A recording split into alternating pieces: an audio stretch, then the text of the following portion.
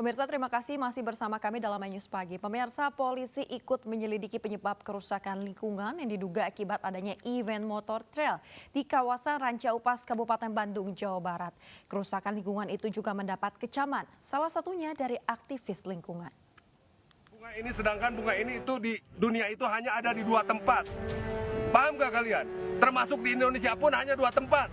Ranca Upas sama Danau Ciharus, Kamojang Garut. Polisi menyelidiki kerusakan lingkungan yang diduga terjadi karena dilindas motor trail di kawasan Ranca Upas, Kabupaten Bandung, Jawa Barat. Kapolresta Bandung Kombes Pol Kusworo Wibowo menyatakan telah memeriksa panitia dan pengelola Ranca Upas, termasuk adanya logo Pemkab Bandung dalam acara tersebut. Penyelidikan yang melakukan pemeriksaan terhadap saksi walaupun belum ada pihak korban yang melaporkan berkaitan dengan kerusakan hal tersebut. Dan hari ini kami sudah meminta kepada Dinas Lingkungan Hidup untuk melihat ke lokasi, melihat seberapa dampak kerusakan lingkungan hidup yang diakibatkan oleh event tersebut. Kerusakan lingkungan yang terjadi di kawasan objek wisata Ranca Upas, Kabupaten Bandung, Jawa Barat pasca event motor trail mendapat kecaman. Kecaman ini datang dari para aktivis lingkungan yang menyebut tanaman yang dirusak adalah ciri khas wilayah Ranca Upas. Mereka menuntut pelaksana event motor trail untuk bertanggung jawab terhadap dampak lingkungan yang terjadi. Itu punya nilai tersendiri tentang tanaman bunga rawa itu. Nah, itu mungkin yang dianggap ada sesuatu yang hilang, ada sesuatu yang terlanggar. Sehingga nilai-nilai tentang historis yang ada di Ranca Upas itu seolah terabaikan. Itu mungkin.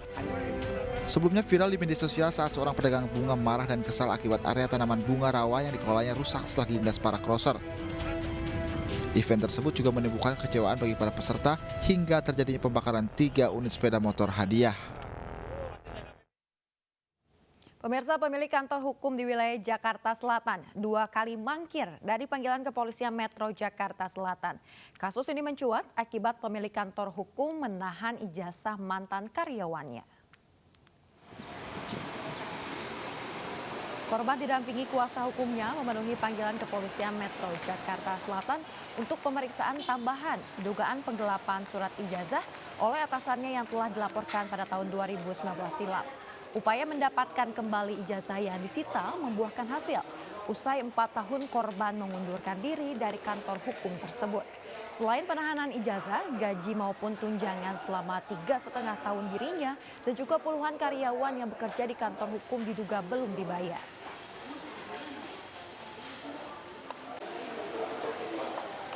Kepada para korban, saya harap untuk tidak takut melaporkan ya. Dan bisa didampingi oleh 2 rekan saya samping dari LBH.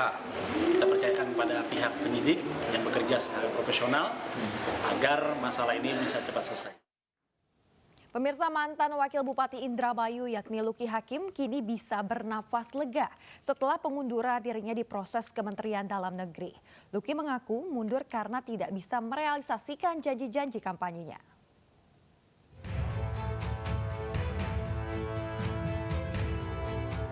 Pengunduran diri Wakil Bupati Indramayu Luki Hakim tengah diproses Kementerian Dalam Negeri. Hal ini membuat kader Gerindra ini merasa lega. Kini Luki tengah menunggu keluarnya surat keputusan dari Kemendagri. Sebelumnya Gubernur Jawa Barat Ridwan Kamil sempat menjumpai Luki Hakim untuk memberikan solusi terkait permasalahan yang ada. Namun setelah berdialog dengan Luki Hakim, akhirnya Ridwan Kamil merestui pengunduran Wakil Bupati Indramayu ini. Luki Hakim mengundurkan diri dari Wakil Bupati Indramayu karena merasa gagal dalam memimpin Kabupaten Indramayu dan belum bisa merealisasikan janji-janji kampanyenya. Dalam kampanyenya, Luki menjanjikan perbaikan jalan, kenaikan tunjangan guru honorer, beasiswa untuk 100 murid, dan ambulans gratis. Meskipun merasa gagal mengemban amanah, Luki mengaku mendapatkan gaji 50 juta per bulan dan tunjangan makan sebesar 100 juta per bulan. Ya, ini bakalan jadi buruk buat saya tahu mungkin saya akan dianggap cengeng atau lemah atau apa, tapi bagi saya nggak apa-apa, justru seharusnya pejabat itu menangis malu kalau misalnya pejabat itu nggak bekerja dengan benar. Kalau kita dibayar oleh uang rakyat. Uang rakyat itu amanah dunia akhirat. Rakyat itu cari uang itu susah loh. Sementara itu, Bupati Indramayu, Nina Agustina menghormati keputusan Luki Hakim untuk mundur dan membantah adanya konflik dengan wakilnya tersebut. Mungkin haknya beliau saat ini, Mas Luki, ingin mengundurkan diri. Ya, kita hormatin, kita hargain apa keinginan dari Mas Luki Hakim. Sikap berani Luki Hakim sepatutnya dicontoh pejabat lain agar tidak malu mengundurkan diri jika tidak mampu mengemban amanah dan merealisasikan janji-janjinya. Tim Liputan iNews melaporkan. Pemirsa, Luki Hakim mengaku ada disharmoni dengan Bupati Indramayu Nina Agustina. Ia merasa tidak diberikan tugas apapun oleh sang bupati. Hal ini disampaikan mantan Wakil Bupati Indramayu Luki Hakim kepada rekan Prabu Revolusi berikut ini. Tulis di jabatannya Luki Hakim sebagai wakil bupati atau apa nih bagusnya Kang Luki? Calon mantan wakil bupati. Nah, kan gitu. Karena SK-nya belum turun. Wakil bupati. Calon mantan wakil bupati. Calon mantan wakil bupati. Emang SK-nya menjadi belum SK-nya kalau menurut perkiraan saya mungkin minggu depan kayaknya sudah bisa keluar. Minggu depan atau 2 minggu lah. Iya. Karena dari DPRD Indramayu sudah setuju, sudah diparipurnakan. Pak Gubernur bilang sudah oke dan akan memproses, maka kan tinggal tunggu secara legalitas saja. Jadi ini artinya udah bulat nih akan terjadi yang namanya Luki Hakim itu mengundurkan diri. Sudah bulat. Ini kan bukan keputusan dadakan atau mut-mutan, bukan. Tapi ini ada hasil dari proses panjang sekitar 1 tahun dan akhirnya memang diputuskan karena 1 tahun bagi saya adalah satu kenikmatan luar biasa mendapatkan gaji buta tentunya ya. Bayangin lah. Sekarang Mas Prabu, tentu kita bekerja di sini ada salary yang kita terima kan, kerja kan? Kerja. Tapi enak juga kalau misalnya tidur dibayar mau kan? Tapi yang membayar kan biasanya perusahaan mewah ini. Gak masalah dong. Gak masalah lah kan itu loh. Tapi ketika yang bayar adalah masyarakat, rakyat, apalagi khususnya bicara Indramayu, yang mana di sana masyarakat banyak sekali orang miskin di Indramayu. Tingkat kemiskinannya sangat tinggi. Bahkan tingkat lama belajar sekolahnya pun di sana tuh nggak lebih dari 13 tahun. Artinya masyarakat yang menengah ke bawah, pekerja keras.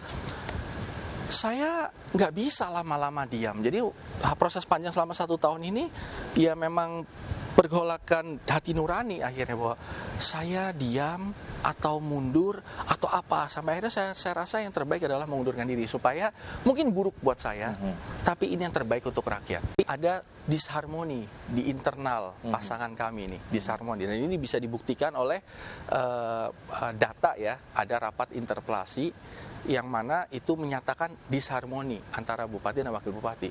Siapa yang menentukan itu? Siapa yang merasakan itu? Masyarakat melihat bahwa kok wakilnya tidak pernah dilibatkan, kok wakilnya tidak pernah diajak, kok wakilnya tidak pernah disuruh mewakili atau bekerja, kok wakilnya tidak dipasang gambarnya di seluruh Indramayu, dicopot semua.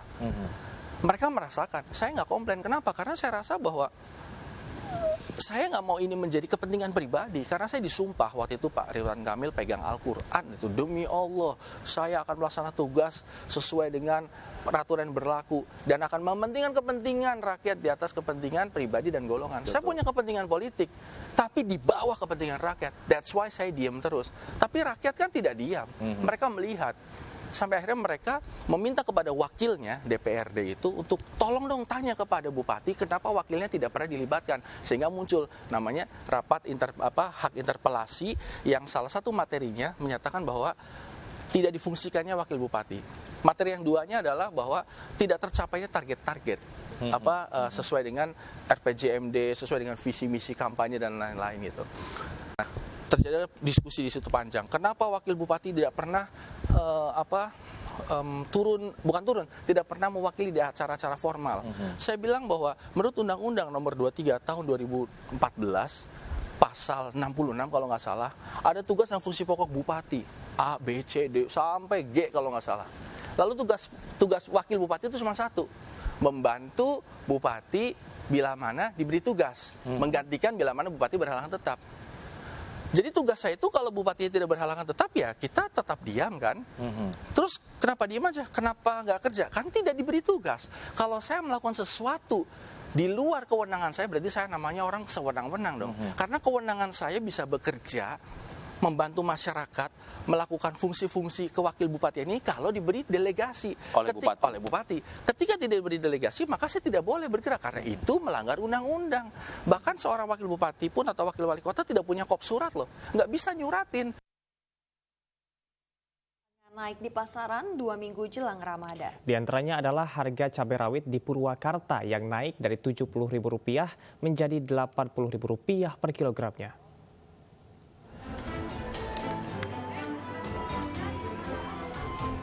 Di pasar tradisional, Pasar Rebo Purwakarta, Jawa Barat, harga cabai rawit merah naik menjadi Rp80.000 dari semula Rp70.000 per kilo. Selain itu, harga cabai merah juga naik dari Rp20.000 kini mencapai Rp40.000. Ya dikurangin yang lain yang nggak perlu, itu belinya yang perlu-perlu aja, yang nggak perlu yang nggak usah dibeli. Di pasar tradisional Pabayeng-Bayeng, Kota Makassar, Sulawesi Selatan, harga cabai rawit naik menjadi Rp65.000 dari harga Rp40.000 per kilogram. Untuk cabai keriting dan cabai merah dijual Rp40.000 dari harga Rp30.000 per kilogram. Juga kurang tahu, mungkin mau Ramadan. Ramadan ini, kalau untuk stok sendiri aja? Ya enggak ada stok hari-hari belanja. Hari-hari belanja? Iya. Jadi stok aman ya, jadi? Aman. Kenaikan harga diprediksi masih terus terjadi hingga bulan Ramadan. Selain cuaca buruk, mahalnya harga pupuk juga menjadi faktor penentu kenaikan harga cabai dan sayur mayur. Dari Purwakarta dan Makassar, Irwan, Yoel Yusfin, iNews melaporkan. Informasi selanjutnya, pemirsa, Gubernur Sulawesi Selatan Andi Sudirman Sulaiman melakukan panen padi melalui benih program mandiri di Desa Palaka, Kabupaten Bone. Hasil panen padi mengalami peningkatan yang cukup signifikan.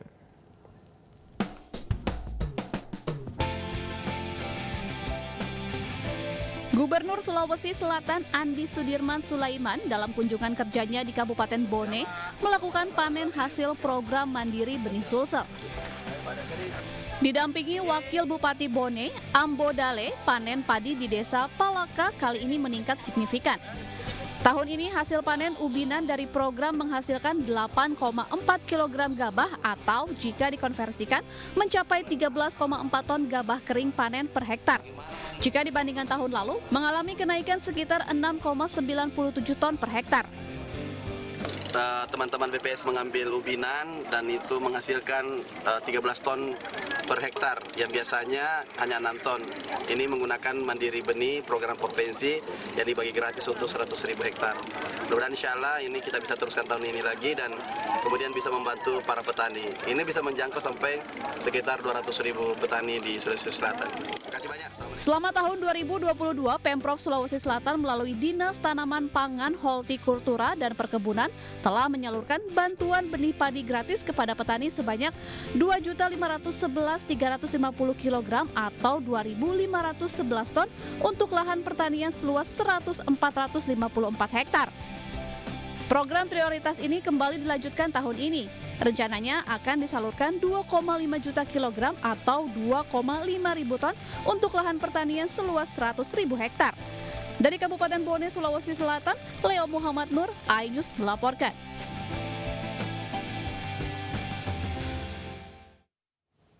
Pemirsa, Presiden Joko Widodo meresmikan tambak udang berbasis kawasan di Kabupaten Kebumen, Jawa Tengah. Tambak udang berbasis kawasan menerapkan konsep ramah lingkungan.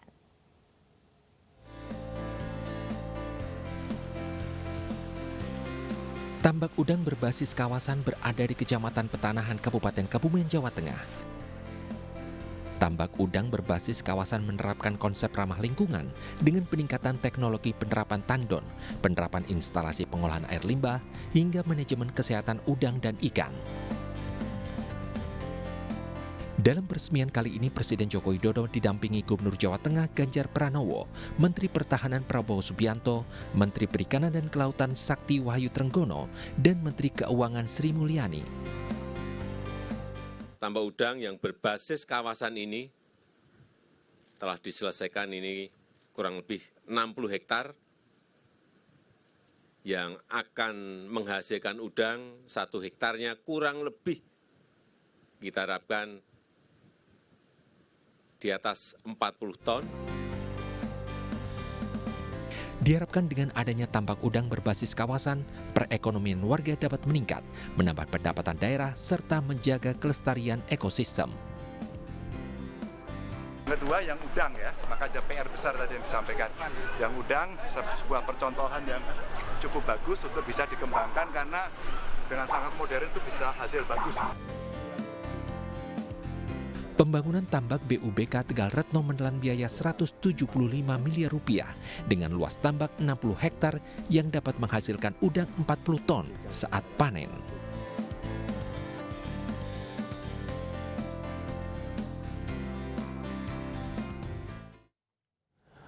Beralih ke informasi politik lainnya, pemirsa, jelang tahun politik, para tokoh adat keturunan para Raja Madura mendeklarasikan diri untuk mendukung Ganjar Pranowo. Gubernur Jawa Tengah ini dikenal sebagai sosok yang peduli dengan pembangunan. Bertempat di kediaman Putra Mahkota Ratu Pamelingan RPKH Rahmatullah di Jalan Sim Haji, Pamekasan, para tokoh adat keturunan para Raja Madura berkumpul dan juga mendeklarasikan diri mendukung Ganjar Pranowo. Menurut para tokoh adat keturunan Raja Madura, Gubernur Jawa Tengah ini peduli dengan pembangunan serta budaya Indonesia. Para keturunan Raja Madura akan bertemu tokoh Madura lainnya untuk sosialisasi dukungan kepada Ganjar Pranowo. Ya, mudah-mudahan seperti dulu zamannya pemerintah yang sebelumnya harus setiap ini pakai batik sehingga UKM pelaku batik larisnya luar biasa. Di era beliau ini nanti mungkin pakaian adat ini akan menjadi budaya. Di mata masyarakat Madura itu orangnya baik, terus amanah, tegas, dan juga memperhatikan budaya yang ada di Indonesia mungkin. Persiapan dari gelaran ASEAN Summit, pemirsa, Kakor Lantas Polri periksa kesiapan pelaksanaan ASEAN Summit 2023 di Labuan Bajo, Nusa Tenggara Timur. ASEAN Summit 2023 rencananya akan dihadiri oleh 11 negara ASEAN.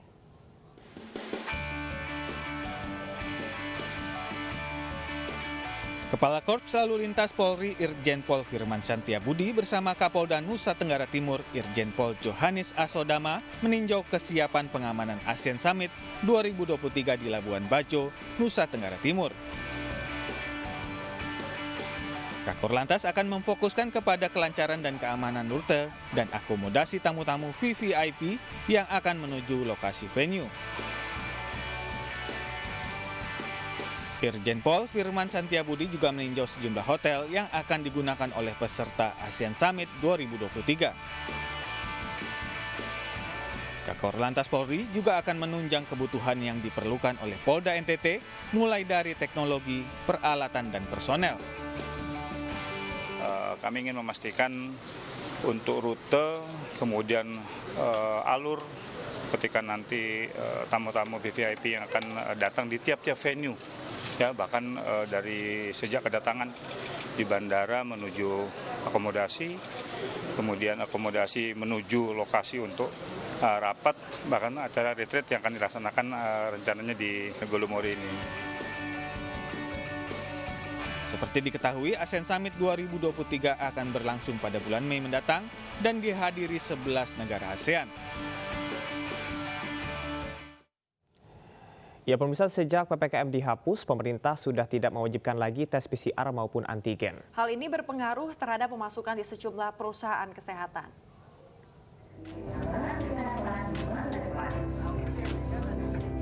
Salah satu yang merasakan dampak adalah PT Kimia Farma Laboratorium dan Klinik. Kontribusi tes PCR COVID-19 terhadap kinerja keuangan perusahaan berangsur menurun. Sebelumnya, pada tahun 2021, kontribusi tes PCR di laboratorium sangatlah tinggi. Oleh karenanya, perusahaan ini mulai beralih ke layanan yang lebih menjangkau masyarakat seperti home care service, fisioterapi, hingga layanan pembersihan luka di rumah.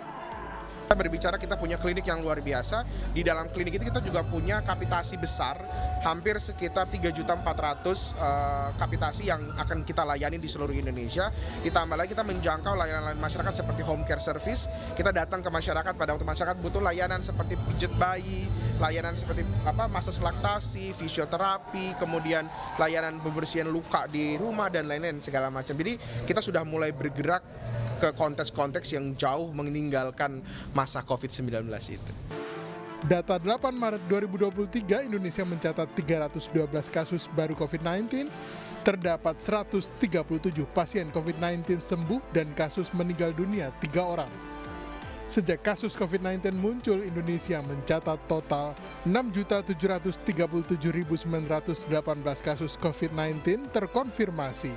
Sedangkan kasus aktif COVID-19 hari ini tercatat ada sebanyak 3.095 kasus. Tim Liputan iNews melaporkan.